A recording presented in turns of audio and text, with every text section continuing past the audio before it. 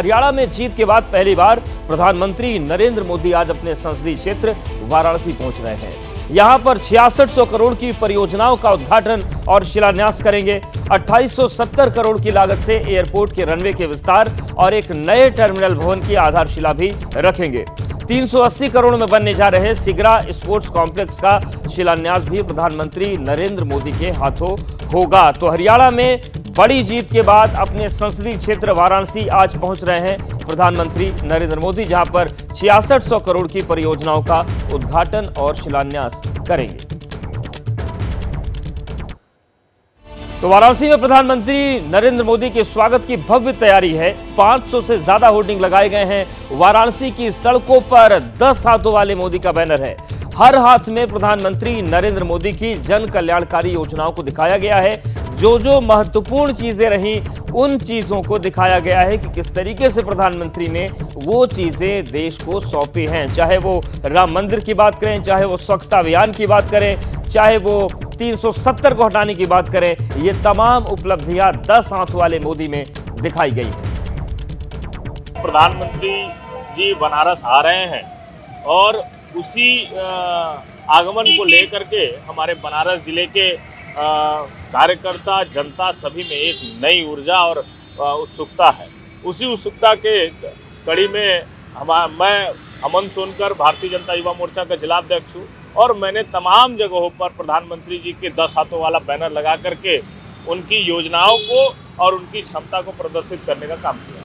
महाराष्ट्र में महाविकास आघाड़ी में seat sharing को लेकर गतिरोध जारी है। कल 8 घंटे की मैराथन मीटिंग हुई, जिसमें शिवसेना उद्धव गुट ने संजय राउत और अनिल देसाई शामिल हुए। तो कांग्रेस की तरफ से नाना पटोले और विजय वडेट्टीवार और एनसीपी शरद गुट से जितेंद्र आव्हाड शामिल रहे। आज या कल सीट शेयरिंग का ऐलान हो सकता है, लेकिन अभी जो पेच है वो फंसा हुआ है, क्योंकि अभी फैसला नहीं हो पाया है। हालांकि कल महाविकास आघाड़ी के जो बड़े नेता थे, लंबी मीटिंग उन्होंने की और उसके बाद सीट शेयरिंग पर फॉर्मूला तय करने की कोशिश की। वहीं महाराष्ट्र में चुनाव का ऐलान हो गया, लेकिन सीट बंटवारे को लेकर सस्पेंस बरकरार है। बड़ी खबर यह है कि महाविकास आघाड़ी में विदर्भ को लेकर खासतौर से मतभेद है। सूत्रों के मुताबिक कांग्रेस विदर्भ में उद्धव गुट को 4 से 5 सीट ही देना चाहती है, लेकिन उद्धव गुट 8 से 9 सीट चाहता है। गतिरोध सुलझाने के लिए महाराष्ट्र कांग्रेस के प्रभारी रमेश चेन्निथल्ला मुंबई के दौरे पर हैं और लगातार नेताओं से बातचीत हो रही है और बीच का रास्ता निकालने की कोशिश की जा रही है। तो महाविकास आघाड़ी में सीट शेयरिंग को लेकर अभी पेच फंसा हुआ है। 28 के फेर में एनडीए ने सुलझा लिया सीट बंटवारा। कहां फंसी महाविकास आघाड़ी की गाड़ी? महाराष्ट्र में एनडीए इंडिया में टिकट की जो टेंशन है वो सामने आ रही है। विदर्भ की सीट पर कांग्रेस और उद्धव गुट में मतभेद हो गया है और इन सब के बीच जो फॉर्मूला है वो निकालने की कोशिशें चल रही हैं।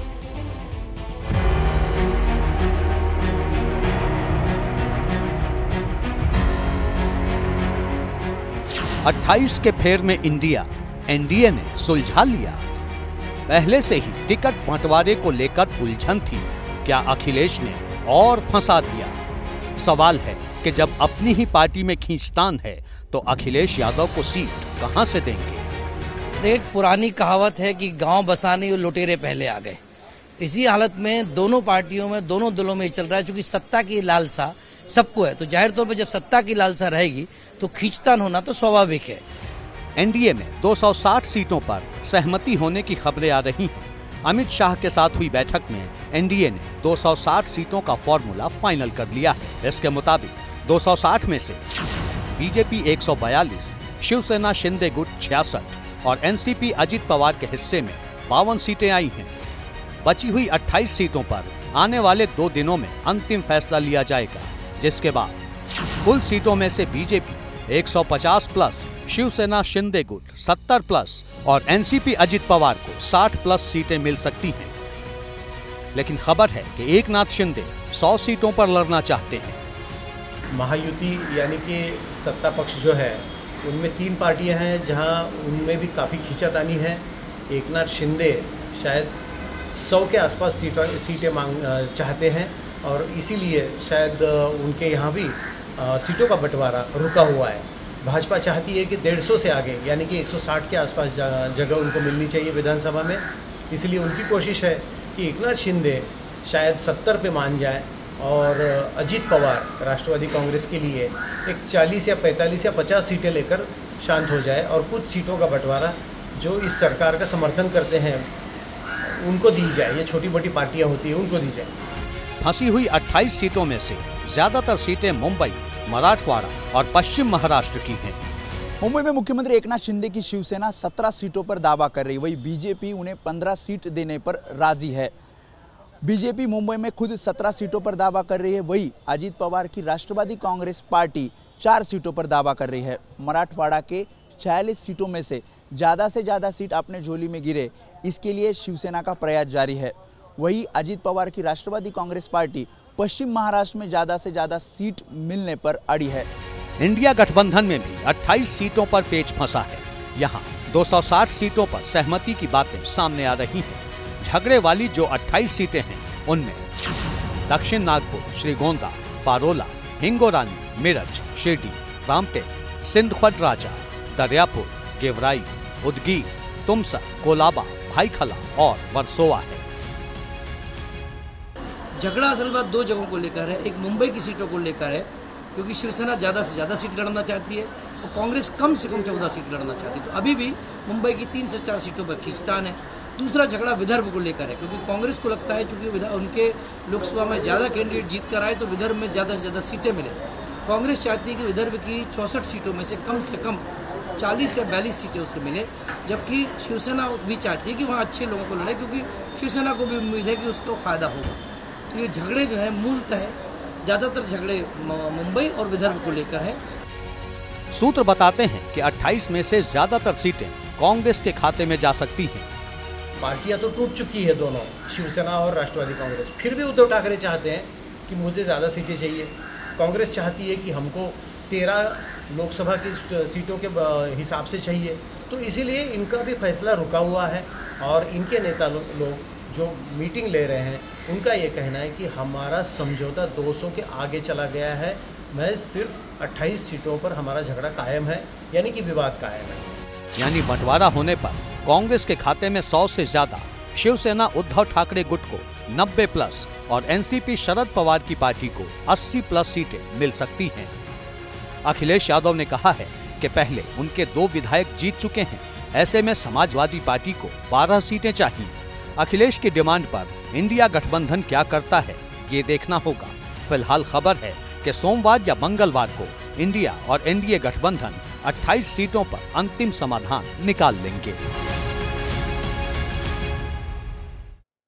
महाराष्ट्र के साथ ही साथ झारखंड में भी चुनावी सरगर्मी बढ़ी हुई है और बीजेपी की पहली लिस्ट आ गई। बीजेपी ने 66 उम्मीदवारों का ऐलान कर दिया है। धनवार से चुनाव लड़ेंगे बाबूलाल मरांडी, वहीं चंपाई सोरेन और बेटे बाबूलाल सोरेन को टिकट दिया गया है। सीता सोरेन को जामताड़ा से टिकट मिला है। अर्जुन मुंडा की पत्नी मीरा मुंडा को भी टिकट दिया गया है। तो बीजेपी की पहली लिस्ट आ गई है झारखंड चुनाव के लिए और पहली लिस्ट में 66 उम्मीदवारों के नाम का ऐलान हुआ है। उम्मीदवारों का जो ऐलान हुआ है उसमें धनवार से बाबूलाल मरांडी चुनाव लड़ेंगे।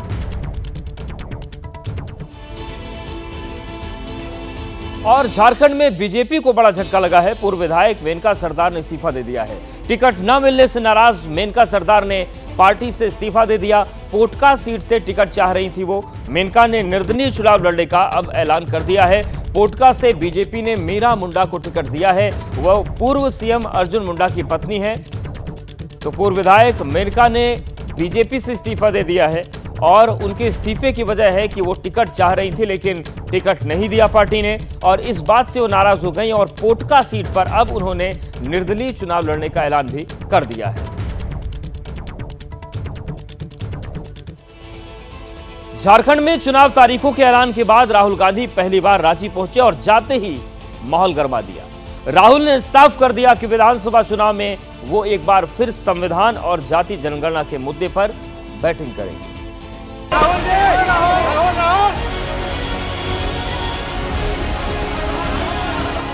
रांची के शौर्य सभागार में संविधान सम्मान सम्मेलन का आयोजन किया गया था।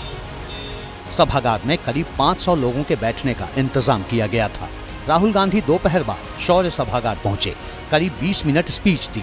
संविधान की कॉपी हाथ में थामकर बीजेपी पर डायरेक्ट अटैक किया।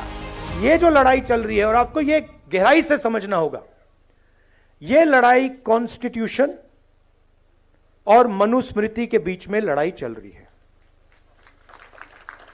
और ये नई लड़ाई नहीं है, ये हजारों सालों से लड़ाई चल रही है। संविधान सम्मान सम्मेलन में राहुल गांधी आदिवासी और वनवासी शब्द के बीच का फर्क भी समझा गए। सवाल भी उठा गए कि संसद भवन के उद्घाटन में आदिवासी समाज से आने वाली राष्ट्रपति द्रौपदी मुर्मू को क्यों नहीं बुलाया। राष्ट्रपति आदिवासी वर्ग की हैं, मगर जब पार्लियामेंट का उद्घाटन होता है तो उन्हें कहा जाता है कि आप आदिवासी हैं, आप अंदर नहीं आ सकते। राहुल गांधी ने फिर देश के अमीरों की लिस्ट का जिक्र किया, दलितों, आदिवासियों और ओबीसी का नाम न होने का दावा किया, संविधान पर खतरा बताया। हमने सिर्फ यह दिखा के कहा कि भैया हम इसकी रक्षा करेंगे, आप इसको छुओ फिर देखो क्या होता है। और हिंदुस्तान के प्रधानमंत्री ने चुनाव के बाद ये किया। चुनाव तारीखों के ऐलान के बाद झारखंड में राहुल गांधी की पहली पब्लिक मीटिंग थी, जिसमें यह साफ हो चुका है कि कांग्रेस लोकसभा चुनाव की तरह ही संविधान को लेकर अपने तरकश के हर सियासी तीर का इस्तेमाल करेगी। संविधान और जाति जनगणना, कांग्रेस इन दोनों मुद्दों को भी ट्रम्प कार्ड मान रही है, क्योंकि लोकसभा चुनाव ने उसकी सीटें दोगुनी कर दी इन मुद्दों ने। वहीं बीजेपी कह रही है कि काट की हांडी बार बार नहीं चढ़ती। राष्ट्रपति द्रौपदी मुर्मू को राम मंदिर के उद्घाटन का निमंत्रण न देने के राहुल गांधी के आरोप का खुद राम मंदिर ट्रस्ट खंडन कर चुका है। राहुल गांधी ने झारखंड की चुनावी टाइमिंग और आदिवासी वोट को लेकर फिर आरोप लगाए तो बीजेपी ने कांग्रेस का इतिहास खोल दिया। झारखंड के आदिवासी हितैषी नहीं हो सकता है कांग्रेस पार्टी, उनका अलग ही हिस्ट्री है। झारखंड आंदोलन को भी कुचला है, झारखंडियों को ऊपर में गोली चलवाया है। वहीं संविधान खत्म करने के आरोप पर झारखंड में असम के सीएम हेमंता बिश्व शर्मा ने जोरदार ढंग से घेरा। हेमंता ने कहा कि आरक्षण खत्म करने के बाद पिछले दिनों राहुल गांधी ने ही कही थी, झारखंड के लोग वोट के दिन इसे याद रखेंगे। आज संविधान का सबसे बड़ा जो अटैक कर रहा है वो तो राहुल गांधी कर रहा है। SC/SC रिजर्वेशन का खत्म करने का बात करते हुए आदिवासी का कोई एक पार्टी दुश्मन है, वो पार्टी का नाम कांग्रेस है। बीजेपी ने कहा कि सोरेन सरकार और कांग्रेस की भ्रष्टाचार वाली जुगलबंदी से झारखंड परेशान है और इसे सिर्फ मोदी पर भरोसा है। पिछले 5 वर्षों से जो सरकार ने झारखंड की जनता को जो धोखा दिया है, झारखंड को जिन लोगों ने लूटा है, उससे झारखंड को मुक्त करना है। झारखंड में एनडीए सीटों का बंटवारा कर चुका है, बीजेपी 68 सीटों पर लड़ेगी। और अब बात करते हैं केरल के वायनाड संसदीय उपचुनाव की, जिसके लिए बीजेपी की लिस्ट जारी हो गई है। वायनाड लोकसभा सीट से नाव्या हरिदास उम्मीदवार है, प्रियंका गांधी से उनका मुकाबला होगा। नाव्या कोझिकोड से पार्षद भी रह चुकी हैं। नाव्या 2021 में विधानसभा चुनाव लड़ी थी। कोझिकोड दक्षिण सीट से बीजेपी उम्मीदवार बनाई गई थी। वो विधानसभा चुनाव हार गई थी। नाव्या पेशे से इंजीनियर है और सिंगापुर में नौकरी करती थी, राजनीति में उतरी हैं और अब उनका सीधा मुकाबला वायनाड सीट पर प्रियंका गांधी वाड्रा से है।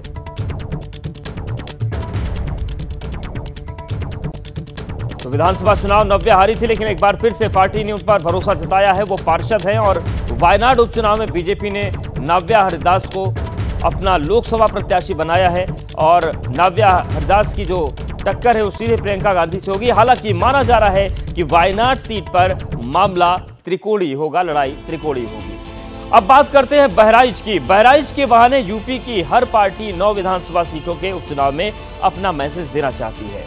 उपचुनाव की तैयारी जोरों पर है। लखनऊ में मुख्यमंत्री योगी आदित्यनाथ ने अपने मंत्रियों की बैठक ली और उन्हें उपचुनाव में जीत के मंत्र दिए। हरियाणा में सत्ता की हैट्रिक के बाद क्या यूपी की 9 विधानसभा सीटों पर बटोगे तो कटोगे बीजेपी के प्रचार का मुख्य स्लोगन होगा। यूपी के मंत्रियों की बैठक में मुख्यमंत्री योगी ने जीत के जो मंत्र दिए, उससे यही संकेत है कि पार्टी हिंदुत्व के एजेंडे पर डटी रहेगी। बैठक में मुख्यमंत्री योगी आदित्यनाथ ने कहा, हर सीट पर जीत के लिए पूरी निष्ठा और समर्पण से काम करें। उपचुनाव जीतना जनता का विश्वास जीतने के लिए जरूरी है। सारे मंत्री जनता के बीच रहें, चौपाल लगाकर समस्याएं सुनें। बैठक में तय हुआ कि क्षेत्रीय और जातीय समीकरण साधने के लिए योगी सरकार के मंत्री सभी 9 विधानसभा सीटों में कैंप करेंगे। प्रचार से लेकर बूथ मैनेजमेंट तक सभी की टीम और जिम्मेदारियां तय होंगी। पूरे चुनाव पर नजर रखने के लिए लखनऊ में एक कंट्रोल रूम बनेगा। सभी 9 सीटों पर भारतीय जनता पार्टी जीत हासिल करेगी। माननीय प्रधानमंत्री नरेंद्र मोदी जी की गरीब कल्याण योजनाओं ने जन जन का भरोसा जीता है और उत्तर प्रदेश सरकार ने 17 से लेकर अब तक बहुत शानदार काम किया है।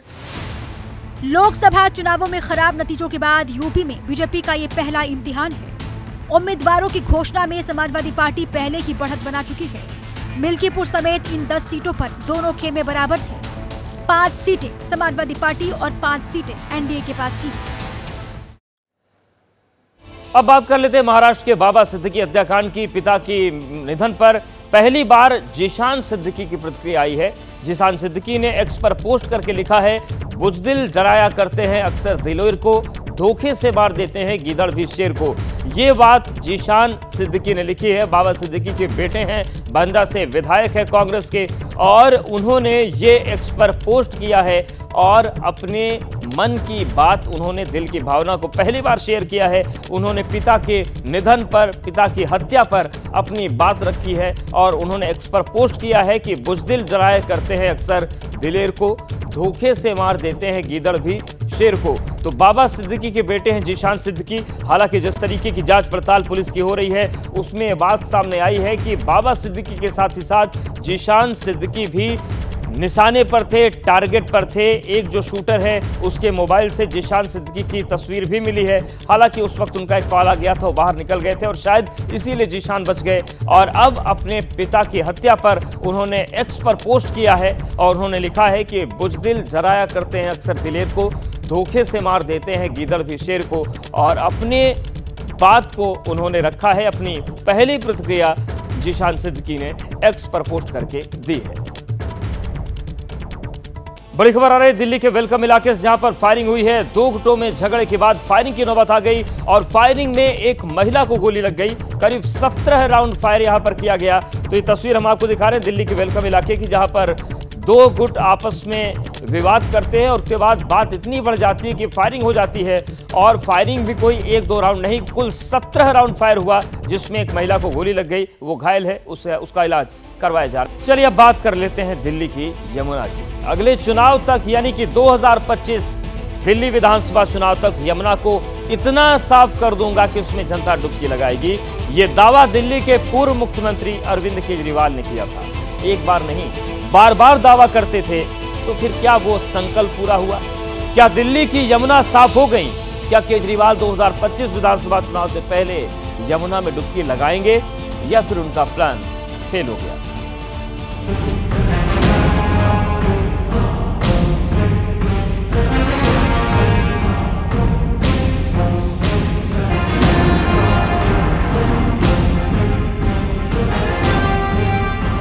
2013 से आम आदमी पार्टी दिल्ली की यमुना की सफाई को लेकर बड़े बड़े दावे कर रही है, लेकिन हकीकत सबके सामने है।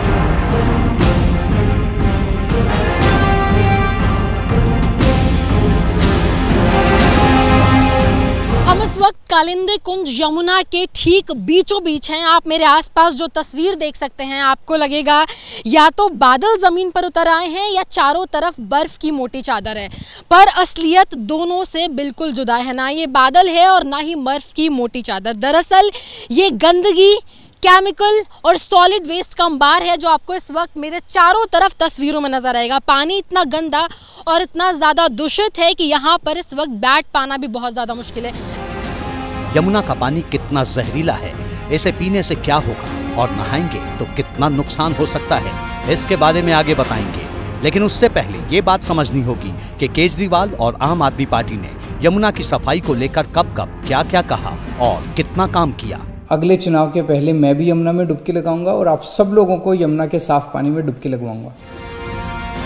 इस तरह का सबसे पहला दावा 2013 में किया गया था। दिल्ली विधानसभा चुनाव घोषणा पत्र 2013 में आम आदमी पार्टी ने ऐलान किया था कि यमुना दिल्ली की शान होनी चाहिए, लेकिन वो एक गंदा नाला बनकर रह गई है।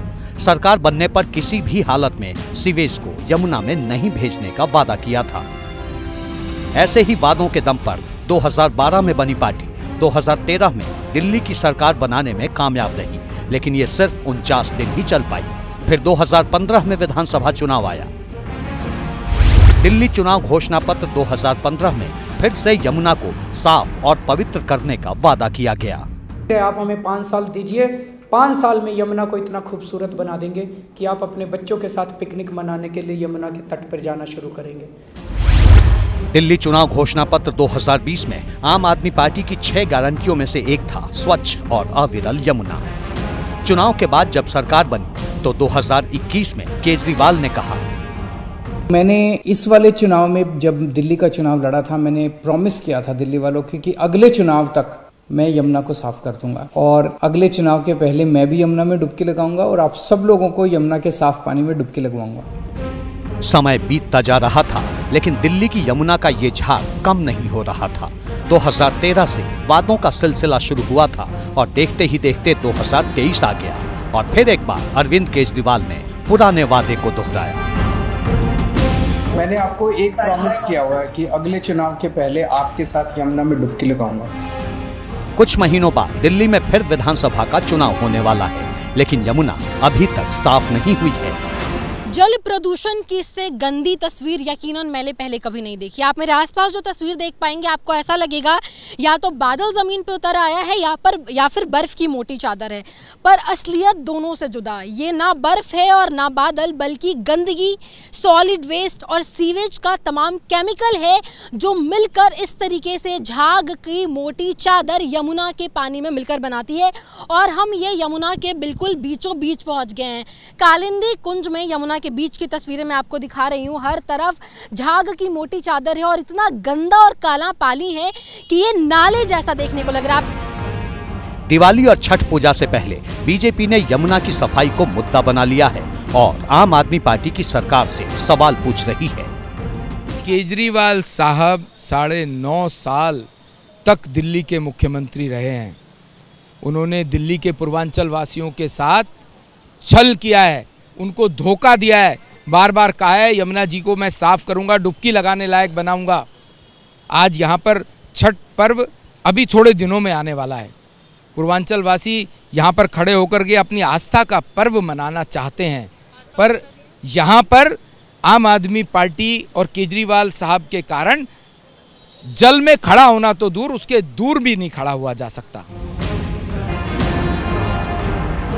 बीजेपी का आरोप है कि आम आदमी पार्टी की सरकार यमुना की सफाई करने में फेल हो गई है। जो केजरीवाल साहब को 3000 करोड़ रुपए केंद्र की सरकार ने यमुना जी की सफाई के लिए दिए, जो 18 बड़े नाले और कुल मिलाकर के 32 नाले यमुना जी में गंदे पानी के गिरते हैं, उनके मुहाने पर सीटीपी प्लांट, ट्रीटमेंट प्लांट लगाने के लिए दिए थे, एक भी ट्रीटमेंट प्लांट नहीं लगाया है। और जो दिल्ली के अंदर कुछ ट्रीटमेंट प्लांट लगे हुए हैं, सीटीपी प्लांट्स लगे हैं, वो ठीक से काम नहीं कर रहे हैं। इनकी अपनी रिपोर्ट है, 22 में से केवल 7-8 ही हैं जो रीजनेबली काम कर रहे हैं, बाकी तो काम भी नहीं कर रहे हैं। 2020 के एक टीवी इंटरव्यू में केजरीवाल ने दावा किया था कि अगर मैंने 2025 तक यमुना को साफ नहीं किया तो मुझे वोट मत देना। लेकिन अभी तक यमुना की सफाई का सच दिल्ली प्रदूषण नियंत्रण बोर्ड की ओर से 4 अक्टूबर को जारी रिपोर्ट बताती है, जिसमें कहा गया है कि सितंबर में यमुना नदी के पानी की जांच की गई थी।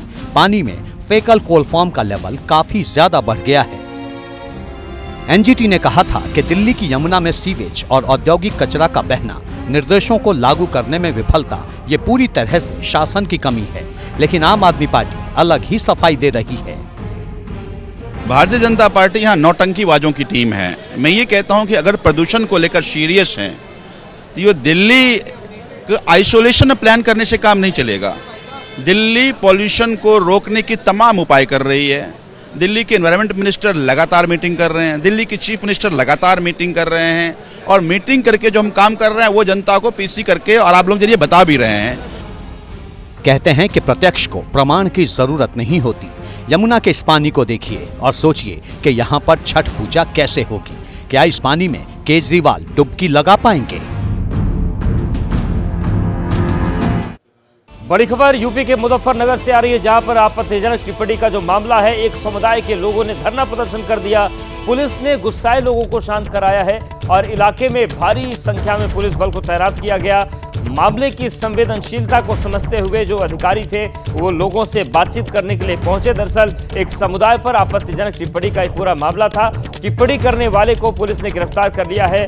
अब लोगों से बातचीत करके माहौल को शांत करने की कोशिश की जा रही है। ये देर रात की हम तस्वीरें आपको दिखा रहे हैं, किस तरीके से लोगों का गुस्सा फूट पड़ा था, लोग सड़कों पर आ गए थे। हालांकि जो आला अधिकारी थे वो लोगों के बीच पहुंचे, उन्होंने बातचीत की, उनको समझाने की कोशिश की। तो यूपी के मुजफ्फरनगर की तस्वीर है, जहां पर एक समुदाय पर आपत्तिजनक टिप्पणी के मामले में लोगों का गुस्सा इतना ज्यादा बढ़ गया कि वो धरना प्रदर्शन करने लगे। पुलिस ने गुस्साए लोगों को शांत कराया। हालांकि इलाके में एहतियातन भारी पुलिस बल की तैनाती की गई है और जो समुदाय पर टिप्पणी करने वाला था गिरफ्तार किया उसे। थाना बुढ़ाना पर एक सूचना प्राप्त हुई कि कस्बा बुढ़ाना के रहने वाले एक व्यक्ति ने फेसबुक पोस्ट पर कुछ एक आपत्तिजनक कमेंट कर दिया है, जिस कमेंट से एक धार्मिक समुदाय की जो भावनाएं हैं वो आहत हुई है। ये सूचना पाते ही तत्काल इसमें जो है 15 से 20 मिनट के अंदर अंदर ही उस व्यक्ति को थाना बुढ़ाना द्वारा गिरफ्तार कर लिया गया था। इतने में उसकी पूछताछ, उस पोस्ट की डिटेल जांच की ही जा रही थी कि अफवाह फैल गई कि शायद उस आदमी को पुलिस द्वारा छोड़ दिया गया है। इस अफवाह पर जो है कई लोग जो इकट्ठे हो गए थे, सभी लोगों को समझा दिया गया है। यहाँ पे समस्त फोर्स जो है सर्कल की यहाँ पर मौजूद थी, उनको समझा दिया गया है कि इसमें जो है अभियोग पंजीकृत करके सुसंगत धाराओं में उसके विरुद्ध जो भी विधिक कार्रवाई है वो की जाएगी। और लोगों ने इस बात को समझ करके यहाँ से सारी भीड़ जो है वो डिस्पर्स हो गई है।